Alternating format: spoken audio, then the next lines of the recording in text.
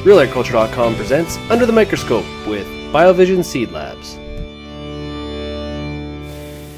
All right, we're here for another episode of Under the Microscope. I'm joined by Holly Gelech, Business Development Manager with BioVision Seed Labs, and I'm Lyndsey Smith. Holly, great to see you in person. Thank you. Always lovely to actually sit down as opposed to doing the herky-jerky Skype thing. Yeah. So, yay. Let's talk today. We're here in Winnipeg. We're at CSTA. All sorts of great stuff going on. But let's talk about sort of the evolution of the lab and seed testing and how some of the changes that are going on are affecting that.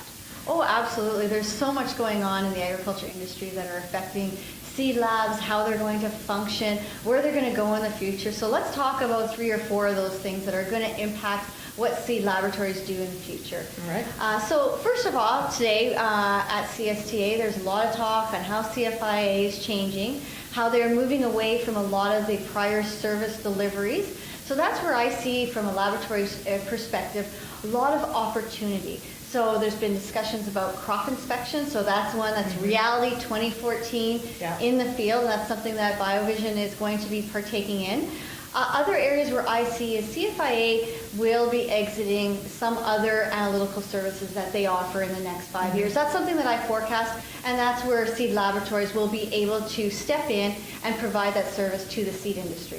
Okay. So yes, and absolutely. I mean, some of this is not even really what we think will happen. There's certainly some major changes coming down the pipeline already as soon as next year. So now what about, of course, some other things happening on the landscape? What about the shift in crop type in the West? Absolutely. That is a huge change from our portfolios. If you go back to when BioVision started in 1996, we were primarily cereals and open pollinated canola. So over the years, the change in crops has changed our laboratory. So instead of just doing seed grade table tests such as purity and germination, these high value crops such as canola has changed what we do and how we do it. We have implemented advanced tests because the quality portfolio of these high value crops are so important.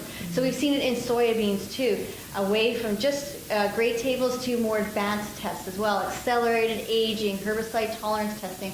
So as new crops come forward, there's going to be new testing needs. And when I forecast 5-10 years from now, we're going to see huge advancements in wheat technology, whether it be traits, yield.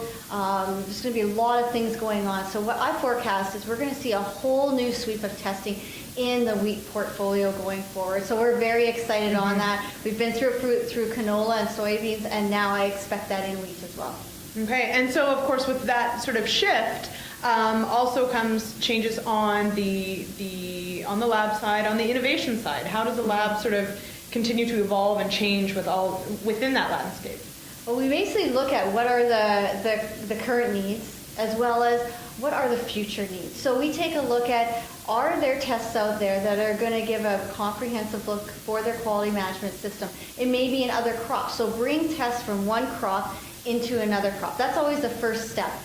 We look both at internal method development as well as the International Seed Testing Association. They have fantastic methodologies available for some very unique crops. And can we take those and move them into our lab? So that's one thing on the innovation front.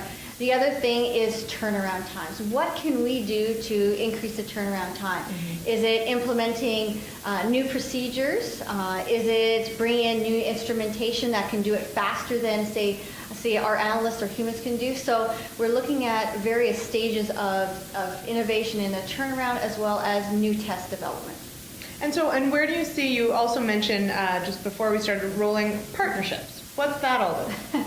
Well, we partner with seed companies as well as seed growers, seed cleaning plants to meet their business needs, not only now but into the future.